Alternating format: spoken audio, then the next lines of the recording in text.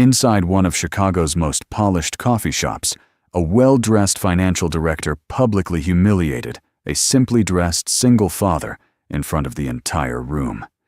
He called the man useless, threatened to have his daughter removed from his custody, then waved in two large associates and ordered the father to get on his knees and apologize. The whole cafe watched in silence, certain of how this would end. Then, in the space of a few seconds, all three men were on the floor. Nobody laughed after that. The question nobody could answer was simple: who exactly was this man? The cafe was called Meridian, and it sat on the corner of Michigan Avenue, like it had always been there and always intended to stay. The interior was warm, walnut, and brushed brass, the kind of place where the espresso cost more than a full meal somewhere else, and nobody thought twice about it. The lighting was low and deliberate, even in the morning, the kind that made everyone look slightly more composed than they actually were. By 8 in the morning, every seat was occupied. Lawyers scrolling through briefs on tablets, two women in finance splitting a croissant and talking without looking at each other, a young couple near the window pretending to read while actually watching everyone else. It was a room full of people performing a version of themselves they wanted the city to see, and the city, as always, played along. Hayes Gallagher walked in just after 8, holding the door open long enough for his daughter Lily to step through before him. He was wearing dark work pants and a gray pullover, clean, but unremarkable. The kind of clothes a man chooses when getting dressed is a task to complete, not a statement to make. He was somewhere in his mid-30s, lean through the shoulders, in a way that his loose clothing mostly concealed, with the kind of stillness in his face that people sometimes mistook for blankness, but was something else entirely. His eyes moved across the room, once the way a person does when they're used to entering spaces and needing to understand them quickly. Not anxiously, not obviously, just a single pass that cataloged exits, occupants, and sightlines before he had taken 3 steps inside. Then he guided Lily toward a small table near the back wall, away from the foot traffic, away from the door. He ordered a black coffee and a hot chocolate, exchanged a few quiet words with the server, and settled into his seat. Lily sat across from him with her backpack on her lap, both hands wrapped around the warm cup, when it arrived the way anyone does on a cold Chicago morning when the heat of the ceramic is the first good thing the day has offered. Hayes watched her for a moment, the particular kind of watching a parent does when the world around them has temporarily gone quiet, and the only thing worth looking at is right in front of them. And then he turned to look out the window at the street, where the morning was already moving fast. This was their Tuesday routine. Before school, before the construction site, where Hayes worked as a project coordinator, before the day asked anything from either of them. 30 minutes at Meridian, usually quiet, usually unremarkable. He had learned in the years since his wife died that routine was not the enemy of grief. It was the architecture you built around it, so it didn't collapse everything else. The coffee was good. The corner table was reliable. And for 30 minutes on Tuesday mornings, the city left them alone. Across the cafe in a corner booth with a clear sight line to the entire room, a woman sat alone with a flat white and no phone in her hand. This was unusual enough that a few people had glanced at her twice. She was in her early 40s, dressed in a charcoal blazer over a silk blouse the color of cream, and she wore no jewelry except a single watch that, if you knew what to look for, cost more than most people's cars. Her name was Audrey Sinclair, and she was the kind of person who could walk into a room like Meridian and go almost unnoticed, not because she was forgettable, but because she had spent 20 years learning how to make herself look like she belonged to whatever room she was in without revealing anything about where she actually stood. Audrey was in Chicago for a deal that had not been announced yet. In 72 hours, her conglomerate Sinclair Capital Group, a privately held investment firm managing assets in excess of $40 billion, would complete its acquisition of Apex Equities, a mid-sized financial services firm whose leadership had no idea the terms had already been finalized. She was not supposed to be at Meridian. She had a breakfast meeting at 8:30 in a private dining room 7 blocks north, but she had arrived in the city the night before with 2 hours to herself, and she had spent decades building the habit of walking into ordinary places and simply watching how people behaved when nobody important was looking. It told her things about a city that no financial report ever could. The way a barista handled a difficult customer, the way strangers navigated a shared space when they thought nobody of consequence was paying attention.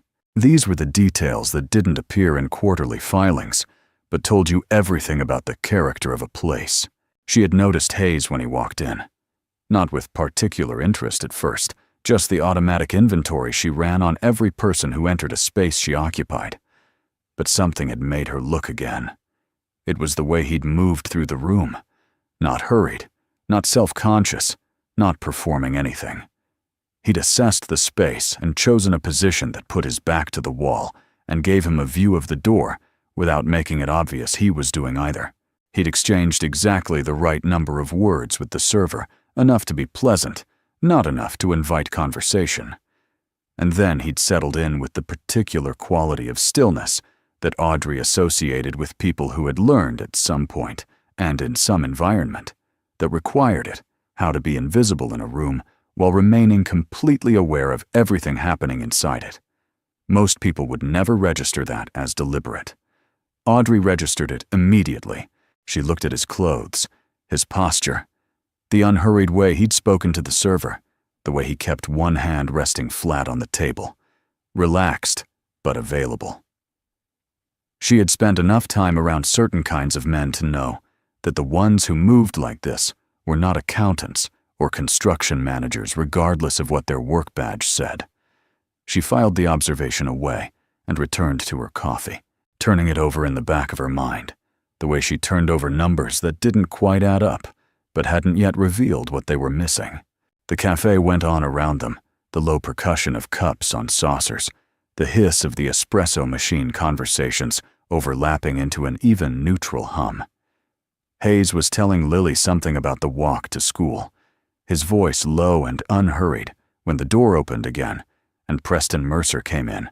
Preston was the kind of man who entered rooms loudly even when he was trying to be quiet, which he was never trying to be. He was 46, broad-shouldered, and thick in the way of someone who had once been athletic and now only maintained the silhouette of it. He wore a navy suit that was expensive without being tasteful cufflinks that caught the light every time he moved his wrist, and the expression of a person who had spent so long being deferred to that. He had forgotten it was ever a choice anyone made.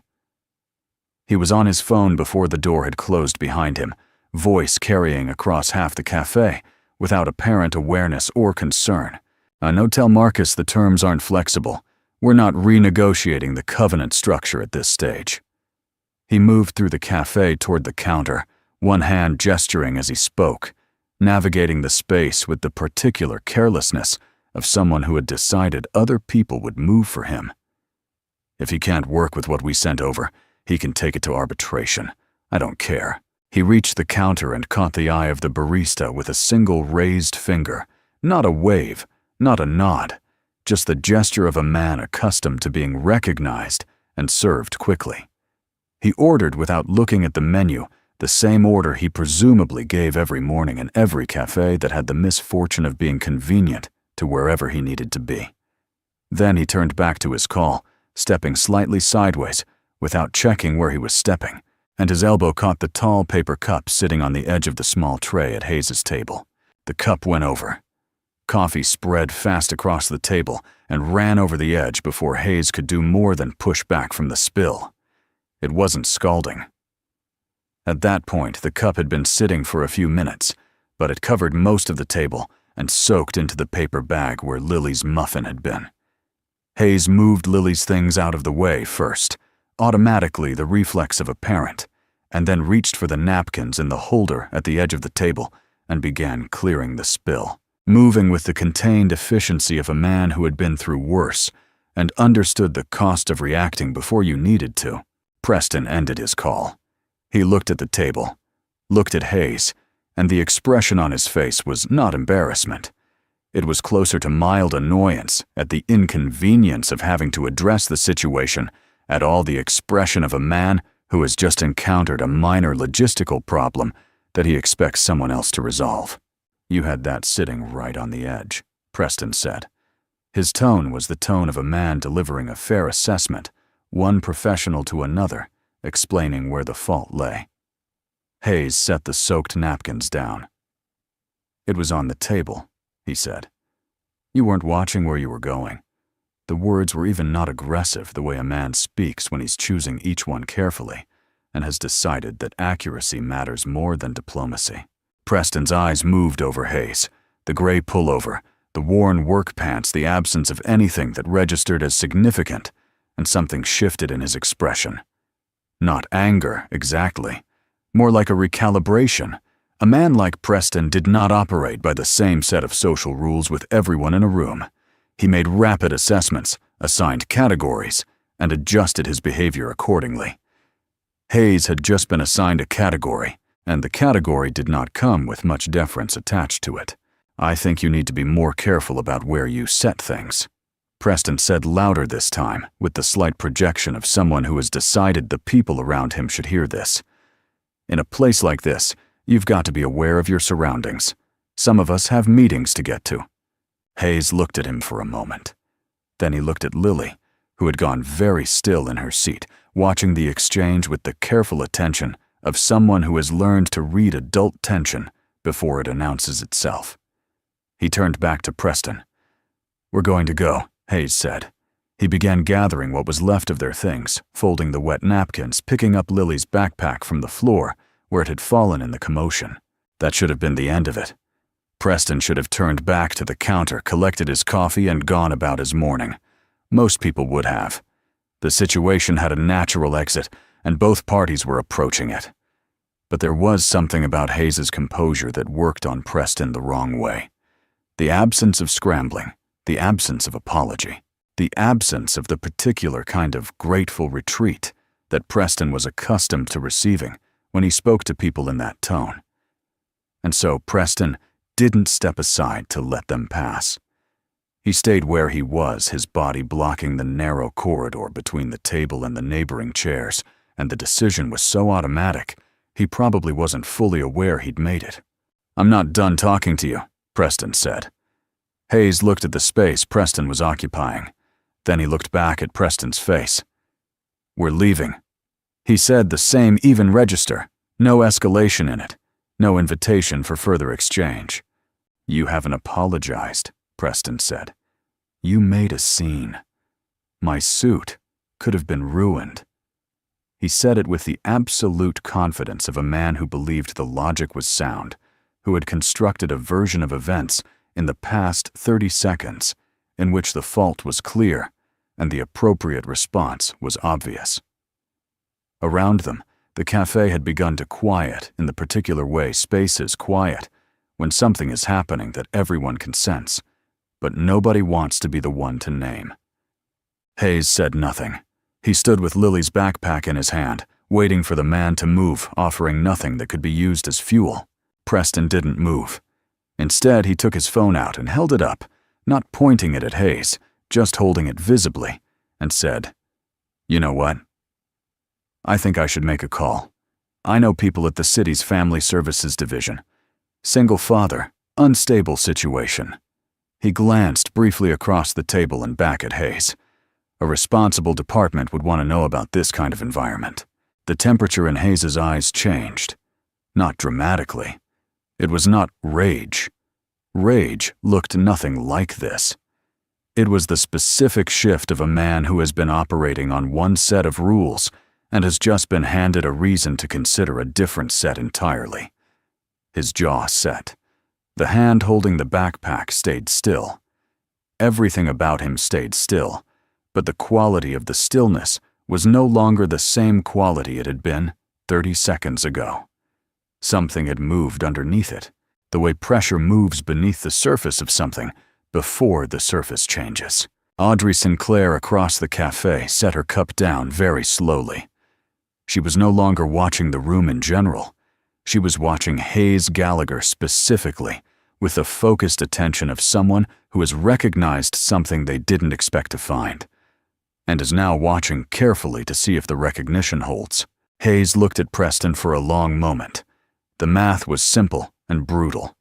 There was a threat to the one thing he had organized his entire life around protecting, and there was a man between him and the door who had just decided this was a game worth escalating without any understanding of what he was escalating into. Hayes had spent years learning the difference between situations that required patience and situations that required something else. He had not yet reached the second kind, but the distance between the two was no longer as wide as it had been 30 seconds ago. "Move," Hayes said. One word, the same level tone, but something had arrived underneath it that had not been there before, a weight, a texture, a register that belonged in a very different kind of room than this cafe on Michigan Avenue. Preston heard it. He registered something in the word even if he couldn't name it, and for a fraction of a second, his posture shifted. Then his face closed back over, because men like Preston do not back down in public in front of rooms full of people. To do so would require acknowledging that he had read the situation incorrectly, and that was not something his version of himself was built to accommodate. He didn't move. He put his phone to his ear instead. And so the morning continued, but it was no longer the morning Hayes Gallagher had planned, and somewhere in the corner booth, Audrey Sinclair had stopped thinking about her 8:30 meeting entirely.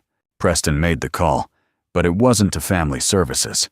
It was to someone in the lobby of the building 2 blocks north, because 30 seconds later, the door to Meridian opened, and 2 men walked in who had not come for coffee. They were large in the way that suggested function over vanity, wide through the shoulders, thick-necked, wearing the kind of dark jackets that said corporate security without saying it out loud.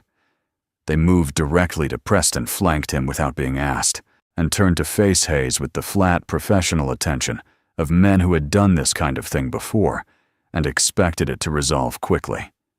They had the look of people for whom most situations resolved quickly, because most people, when faced with 2 men of that size moving toward them with that expression, made a rapid calculation and chose the easier outcome. The cafe, which had already been quiet, went quieter.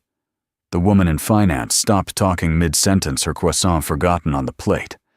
The young couple near the window had stopped pretending to read entirely and were now simply watching openly, the way people watch when something has crossed the threshold from awkward to something they will describe to other people later.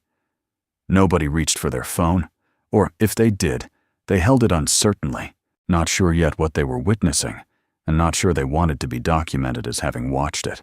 Preston straightened when his men arrived the way a man straightens when the room has shifted back in his favor, and he can afford to take up more space again. "You see," he said to Hayes, in the tone of someone explaining something obvious to someone slow, "this is how it works. You caused a disruption. You refused to take responsibility. And now you're making it worse by not walking yourself out." He gestured loosely at the 2 men beside him, almost casually, the way a man gestures at furniture that is doing exactly what furniture is supposed to do. "These gentlemen are going to help you understand the exit." Hayes hadn't moved. He was still standing with Lily's backpack in his hand, his body angled slightly, his weight distributed in a way that looked like stillness, but was not quite stillness. The difference between a person standing at rest and a person standing at ready, which is a difference most people never learn to see. His eyes had moved over the 2 men when they entered a single efficient scan that took in height, weight, dominant hand footwear, and the specific way each of them carried their center of gravity, and then returned to Preston. "Tell them to step back," Hayes said. His voice was the same register it had been for the past several minutes. Even, dry, completely without theater. Preston laughed, a short sound, with no actual amusement in it. The laugh of a man performing confidence for an audience. Or what? He looked at Hayes's clothes, at the worn edges of the backpack strap at the table, with the dried coffee rings spreading across it. "You gonna call your lawyer, file a complaint?"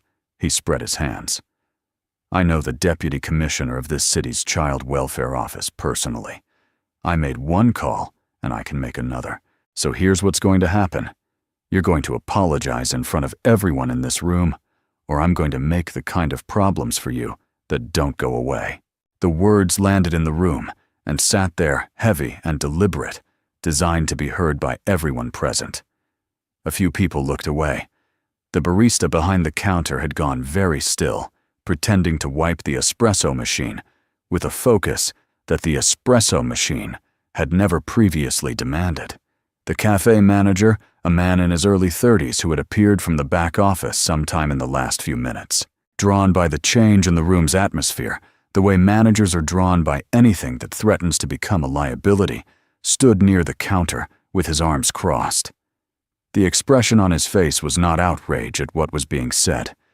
It was the expression of a man calculating how much damage a scene like this could do to a Tuesday morning, and hoping the problem would remove itself before he had to make a decision he didn't want to make. He looked once at Hayes and gave a small, almost apologetic tilt of his head toward the door. The message was clear, and it was cowardly, and he knew it was both. It wasn't about right or wrong, it was about disruption, and Hayes was now the disruption, regardless of how the disruption had started. So Hayes stood in the middle of Meridian Coffee, with 3 men in front of him, a manager who had quietly assigned the blame to the wrong person, and a room full of people who were watching from the careful distance of people who would feel guilty about this later, but were not yet ready to do anything about it. Now, he had Lily behind him, and a threat hanging in the air that had nothing to do with the 2 men in dark jackets, and everything to do with the one word Preston had deployed custody, and what would happen to his life if that word entered any official system with his name attached to it. He had built everything since his wife died on the single foundation of keeping Lily's world stable. Every decision, every trade-off, every morning at this cafe, all of it organized around one thing, and Preston had just aimed directly at that thing with the careless accuracy of someone who didn't know what he was shooting at, but could see it mattered. This was the calculation Hayes ran, not the physical one that one had resolved itself in his mind, already mechanically and without drama, the way a carpenter looks at a warped board and knows exactly what it will take to straighten it. The calculation he was running was the one that came after what walking out of here, looking like a man who had been pushed out, would cost him in the legal and social landscape of a city where Preston Mercer apparently knew deputy commissioners by their first names. Whether compliance now would invite more of the same, whether the man in front of him was the kind of person who stopped when given what he asked for, or the kind who treated compliance as confirmation that asking harder had always been the right strategy. He set Lily's backpack down on the chair beside him. Slowly, deliberately, the movement of a man who has made a decision and is no longer in a hurry about it. And he looked at Preston with the specific quality of attention that the 2 men in dark jackets registered before Preston did, because men in that profession develop a sensitivity to certain kinds of attention, a calibration built from years of reading rooms, and both of them shifted their weight almost simultaneously without meaning to. It was involuntary. It was the body responding to information the mind hadn't fully processed yet. "I'm going to say this once," Hayes said. "Take the threat about my daughter off the table. Whatever else you want to do here, that part is finished." Preston heard something in the sentence, the same thing he'd heard in the single word, "move," a few minutes earlier, that subsonic register that didn't belong in a Tuesday morning argument about spilled coffee.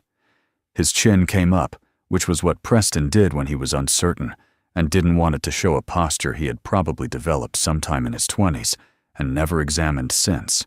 "You don't make conditions," Preston said, but the volume was slightly lower than his previous sentences. Fractionally, enough to notice if you were paying attention, and Audrey Sinclair was paying attention. One of the 2 men in dark jackets, the one on the left, broader than his partner, with a flat nose that had been broken at least once and reset imperfectly, leaned half an inch toward his colleague. It was an involuntary adjustment, a body communicating something to another body in the language that precedes words. Hayes saw it. Audrey Sinclair from her corner booth saw it too, and her eyes moved from the two men back to Hayes, with an expression that had shifted from assessment to something closer to recognition. "You were a cop," she said to herself quietly, not intended for anyone. Then she answered her own question almost immediately, because it wasn't cop. She had spent enough time around law enforcement to know what cop looked like. This was something else. Something that had been trained in environments where the margin for error was smaller, and the consequences of miscalculation were permanent. Preston took a step forward. The two men took a step forward with him, the movement coordinated in the way of people who have done this together before. The space between them and Hayes was now approximately 4 feet, which in most confrontations is the moment when the social architecture of the situation collapses and something more physical takes over. Hayes registered the distance the same way he'd registered their weight shift, their footwear, the angle of their approach. Every variable in the space had been inside his awareness since the moment the two men walked through the door, cataloged and filed without visible effort, the way certain skills become so internalized they stop requiring conscious allocation. "You want to walk out of here with whatever dignity you think you have left," Preston said. "You get on your knees and you apologize. To me and to everyone in this room, you've disrupted this morning." He said it with the flat finality of a man announcing terms he considers already accepted. "Otherwise, I promise you, and I keep my promises, your daughter will be in a foster placement by the end of the week." The sentence finished. The room held it. And something in Hayes that had been maintained at a careful, trained, deliberate distance for the entirety of this exchange moved. Not broke. Hayes Gallagher was not a man who broke under pressure, not anymore. Not after the years and the losses and the specific process of being rebuilt into someone that pressure could not reach in the ordinary sense. But there is a place in every man where the professional and the personal stop being separate things, and Preston had just found it with the precision of someone who had no idea what he was reaching into or what lived there. Hayes's breathing pattern didn't change. His hands stayed loose at his sides. His face did not do what most faces do when pushed past a threshold. It did not flush, did not tighten, did not arrange itself into the warning signs that humans have evolved to read as the precursor to action. It went very, very calm. The kind of calm that is not the absence of something, but the presence of something else, entirely the focused, deliberate stillness of a person who is no longer deciding whether to act, but is instead deciding precisely how and how much and where. This was the thing Audrey Sinclair had been trying to name since he walked through the door of Meridian. She had seen boardroom aggression and the aggression of money and lawyers and leverage applied at scale. She had seen men perform toughness in conference rooms and across negotiating tables. This was none of those things. This was trained, operational. The calm of someone who had spent years in environments where losing control of your emotional state was not a social liability, but a survival one. Preston pointed a finger at the floor in front of him. "Kneel," he said. The two men moved. The one on the left came in first. A shoulder-first movement, heavy and direct, the approach of someone who expected his size to end the conversation before it became a conversation. Hayes sidestepped with an economy of motion that looked almost incidental, like a man shifting to avoid something falling, and redirected the momentum with a single contact point at the man's forearm that sent him into the neighboring table with enough controlled force to scatter cups and tip 2 chairs. It happened in the span of a breath. No wind-up, no announcement, no wasted movement. Nothing that looked like fighting. It looked more like physics, like Hayes had simply understood how the man's momentum worked and declined to be where it was going. The second man registered what had happened and adjusted his approach. He came in lower, more careful arms reaching for a grip rather than a push, the instinct of someone switching tactics mid-engagement. Hayes let him get one hand on his jacket, then used that grip as the fulcrum of a precise leverage technique that required understanding exactly how a human shoulder joint was constructed and exactly how much rotational force it could tolerate before it stopped tolerating. The man went down on one knee with a sharp, controlled sound of pain, and Hayes stepped back and released him cleanly. No follow-through, no excess. All of it had taken approximately 4 seconds. Preston stood alone. The two men were on the floor, one holding his shoulder, with the expression of someone taking a private inventory of damage, one pushing himself up from the overturned table with the stunned look of someone whose body had just done something he had not agreed to. Preston looked at Hayes, and for the first time in the entirety of the morning, something crossed his face that had not been there before. Not fear, exactly. Fear would come later in a quieter room. What crossed his face now was the specific blankness of a man whose model of a situation has just been invalidated so completely that he has not yet assembled a replacement. Hayes hadn't raised his voice. He hadn't thrown a single punch. He had simply made the room match what had been true about him since he walked through the door, and the room had complied. He straightened his gray pullover, picked up Lily's backpack from the chair, and looked at Preston with an expression that contained no anger, no triumph, and no residual adrenaline, because there was no residual adrenaline. That was the part that was hardest to look at directly. Outside, audible through the glass front of Meridian, a police siren rose from somewhere to the south and grew closer. Then another from a different direction converging. The sound filled the café the way a change in weather fills a space gradually and then completely. Hayes heard it. His eyes moved to the window, then back to the room, the two men on the floor. Preston with his back against the counter, the manager frozen near the office door. The dozens of witnesses who had just watched a simply dressed man dismantle 2 trained security professionals in 4 seconds while standing next to a coffee spill. He understood immediately what this scene would look like to officers walking through that door. He understood the math of it. With the same mechanical clarity, he understood everything else, and the math was not in his favor. Not in the 30-second version of events that would be assembled in the first minutes of a police response, where the man standing and uninjured in the center of a room with 2 people on the floor was almost always the answer to the question before the question was fully asked. Preston understood the same math, and a slow recovering expression had begun to rearrange his face. Not confidence yet. Confidence would take another moment. But the beginnings of it. The recalculation of a man who has just realized that the outcome he wanted might still be achievable just through a different mechanism than the one he'd planned.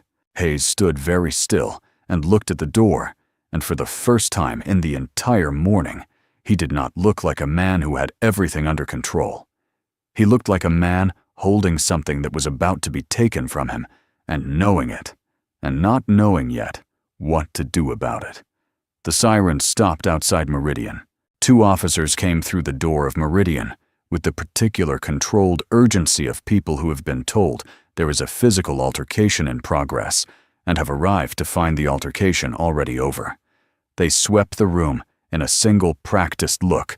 2 men on the floor, one holding his shoulder, one still righting himself against the overturned table. A 3rd man standing at the counter with the careful stillness of someone who has just decided to become a victim. And then their eyes landed on Hayes, who was standing in the center of all of it, with a backpack in his hand and no visible injury, which in the shorthand of first response told its own story, regardless of how the story had actually gone. The senior officer, broad mid-40s name tag reading Dolan, moved toward Hayes with one hand, raised in the universal gesture that means stay exactly where you are. His partner moved to the 2 men on the floor. The cafe was absolutely silent. Nobody was pretending to do anything else anymore. The performance of the morning, the briefs, the croissants, the careful positioning had all been set aside. Everyone was simply watching. "Sir, "I need you to set the bag down and keep your hands where I can see them," Officer Dolan said. His voice was professional, flat calibrated, the voice of a man who had learned not to assign guilt in the first 30 seconds, but whose body language assigned it anyway, because the geometry of the room pointed in one direction, and geometry was hard to argue with. Hayes set the backpack on the chair beside him. He raised both hands to shoulder height, open palms forward. He did it without being told twice, and without any of the performance of innocence that guilty people sometimes produce. No wide eyes, no rapid explanation, no verbal rush to fill the silence before the silence could be filled by something worse. He simply complied and waited, and the quality of his waiting had the same trained patience as everything else he had done that morning. He was not fidgeting. He was not scanning the room for exits. He was standing in place with his hands visible and letting the situation develop at its own pace, because he had learned a long time ago that the worst thing a person can do in a fluid situation is accelerate it in a direction they don't control. Preston had found his footing by then. The blank uncertainty that had crossed his face when Hayes put his two men on the floor had mostly resolved itself, replaced by something that looked like composure, but was actually the rapid assembly of a narrative, the thing Preston did professionally, the construction of a version of events that served a particular outcome. He straightened his jacket, touched his cufflinks once, and addressed Officer Dolan directly, in the tone of a man accustomed to being the most credible person in any room a police officer was also occupying. "I'm Preston Mercer, director at Apex Equities," he said. "This man attacked my associates without provocation. He was asked to leave the premises and he refused, and when my colleagues attempted to assist the manager in removing him, he assaulted both of them." He gestured broadly at the room. "I have a room full of witnesses." Several people who had been staring found reasons to look elsewhere when Preston's gesture swept over them. Officer Dolan looked at Hayes. "That accurate?" Hayes looked back at him. "No," he said. One word, offered without elaboration or urgency the way a man answers, when he is confident the full version of events will hold and does not feel the need to preemptively defend it. Dolan's partner had crouched beside the man with the injured shoulder and was asking him questions in a low voice. The conversation was short. The associate's answers were brief, and from what could be heard across the café, increasingly non-committal, the recalibration of a man who has assessed the situation and is no longer certain that his employer's version of it is the one he wants to be formally attached to. The other associate had gotten fully upright and was standing with his arms crossed in the manner of someone who was trying to look like he chose to be standing and not like the floor returned him. The manager near the office door had the expression of a man who deeply wished he had stayed in the back office and was now going to spend the rest of the day wishing it. It was at this moment that Audrey Sinclair stood up. She did it without drama. She rose from the corner booth, smoothed the front of her blazer with one hand, and walked toward Officer Dolan with the unhurried gait of someone who has decided to enter a situation and has no concern about how her entrance will land. She was not loud. She did not wave her hand or raise her voice. She simply arrived at Dolan's elbow and spoke at a volume that carried across the silent café without needing to be raised. "Officer, my name is Audrey Sinclair. I was seated in that booth from before any of this began." She indicated the corner booth with a small, precise gesture. "I observed the entirety of what happened from the initial incident to this moment. If you need a witness account, I'm available to give one." Dolan looked at her. His expression shifted slightly, not because of her clothes or her composure, though both registered in the way things register with experienced officers, but because of the specific manner in which she had spoken. It was the manner of someone who understood the weight of an official statement and was not concerned by it. Someone who had given formal accounts before and knew exactly what they were agreeing to. "And what did you observe, ma'am?" Audrey told him. She did it in the manner of a woman who had spent a career presenting complex information to rooms full of skeptical people, clear sequencing, No editorializing. No loaded language, specific observable details offered in the order they occurred. She described Preston entering the cafe while on a call. She described the spilled coffee, the refusal to acknowledge fault, the immediate assignment of blame to Hayes. She described the escalating language, the deliberate public humiliation, and the explicit threat regarding family services and custody. She used the word explicit, and she used it accurately. She described the two men arriving and flanking Hayes. She described Hayes's repeated verbal attempts to leave and Preston's physical positioning to prevent it. She described what she had witnessed in the 4 seconds that followed Preston's final command, and she described it as what it was, a man responding to physical contact, initiated by 2 others, in a space he had been actively prevented from leaving. Preston's jaw had tightened progressively through Audrey's account, the way a structure tightens when load is applied to points it wasn't designed to support. When she finished, he said, "I don't know who you are, but you're describing a version of events that—" "My name is Audrey Sinclair," she said, again turning to face him directly for the first time since rising from the booth. She said it with the same even tone she had used with Officer Dolan. No elevation, no theater. "Sinclair Capital Group. We finalized the acquisition of Apex Equities at 11:59 last night, which means, as of this morning, your firm belongs to my organization." She held his gaze. "And as of this moment, you are no longer employed there." The room received this in total silence, the particular silence of people who have just witnessed a second, entirely unexpected reversal in the space of 5 minutes. Preston stared at her. The expression on his face moved through several stages, in rapid succession: disbelief, the instinct to dispute a reaching for the kind of authority he had been wielding all morning, and found nothing to close around. His mouth opened. He said, "That's the announcement, isn't until—" "The announcement is a formality," Audrey said. "The transaction closed last night. You can verify that with your own legal team. I would recommend doing so promptly." She held his gaze for exactly 1 more second, the second required to make clear that the conversation was finished and not paused, and then turned back to Officer Dolan as though Preston had already left the building. Dolan had been a police officer for 19 years. He had learned to read rooms the way experienced navigators read water, not by the surface, but by what was moving underneath it. He looked at the 2 men on the floor, one of whom was now quietly declining medical attention with the subdued manner of someone whose certainty about the situation had significantly eroded. He looked at Preston, who was staring at his phone with the mechanical concentration of a man searching his contacts for something that can undo the last 30 seconds.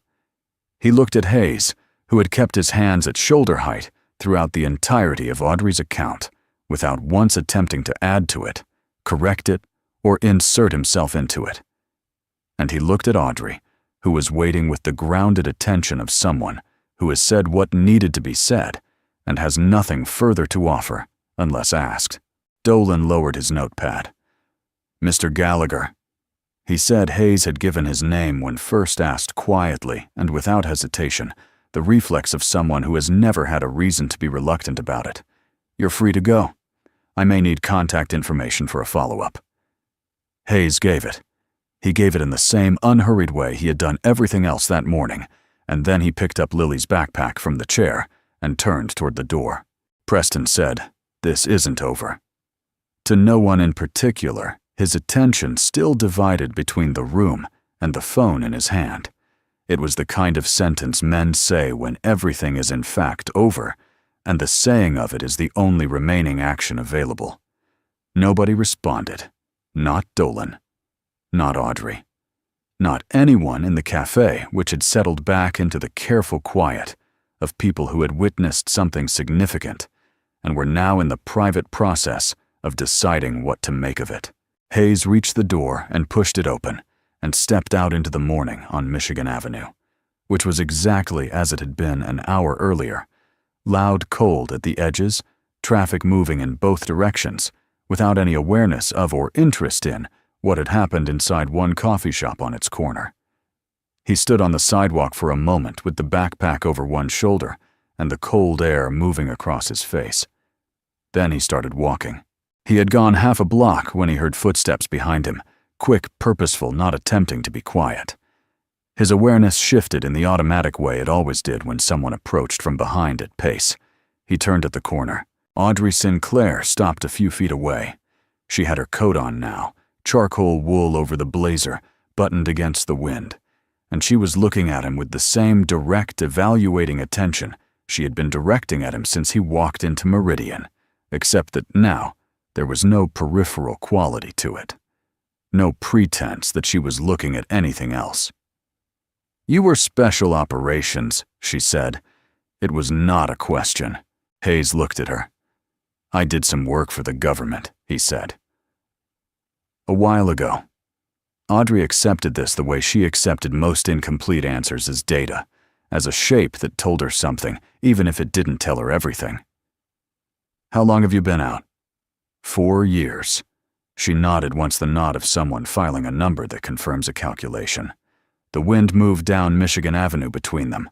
A cab went past, and the sound of it briefly filled the space before she spoke again. "I need someone to run security for me," she said. "Not the kind that stands near an elevator and looks large. I've had 3 of those, and they were useless for anything that actually mattered. I mean real security threat assessment, advanced logistics, close protection for international travel management of a small team." She said it the way she said everything, without softening, without preamble, as though the shortest distance between 2 points was the only route she was willing to take. "The position has been open for 8 months because the person I need is specific, and I haven't been willing to settle." Hayes said nothing. She had already learned that his silence was not the same thing as refusal. "I watched you conduct a full threat assessment on that room in the first 10 seconds after you walked through the door," she said. "I watched you absorb 20 minutes of deliberate escalation without surrendering control of a single variable in that space. And when you did act, it was precise, proportional, and complete. You didn't take a swing. You didn't lose your temper. You didn't do anything that wasn't necessary."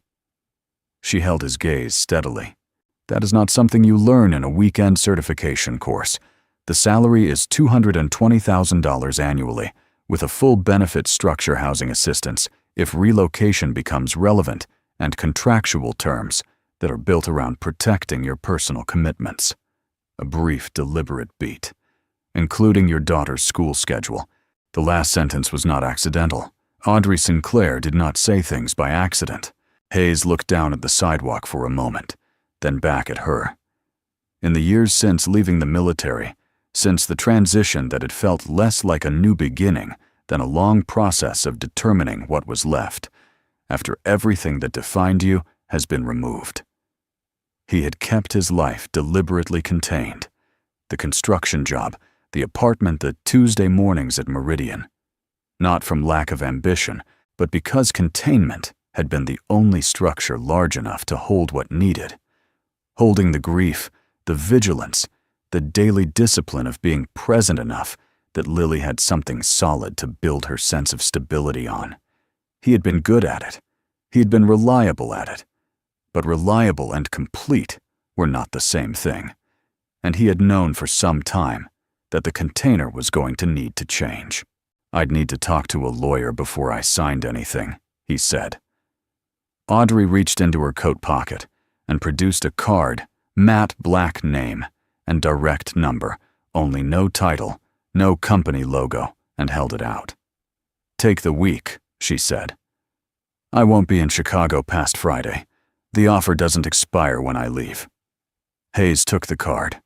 He looked at it for a moment and put it in the pocket of his gray pullover. Audrey turned to go. She had taken 2 steps when she stopped, not turning back, addressing the middle distance of Michigan Avenue, with the tone of someone saying something they had decided to say and were not inviting a response to. "For what it's worth, what you did in there.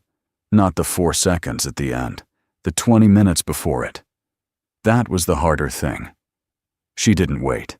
She walked back toward the café, and the city absorbed her, And Hayes stood alone on the corner with the card in his pocket and the sound of Chicago moving around him in every direction.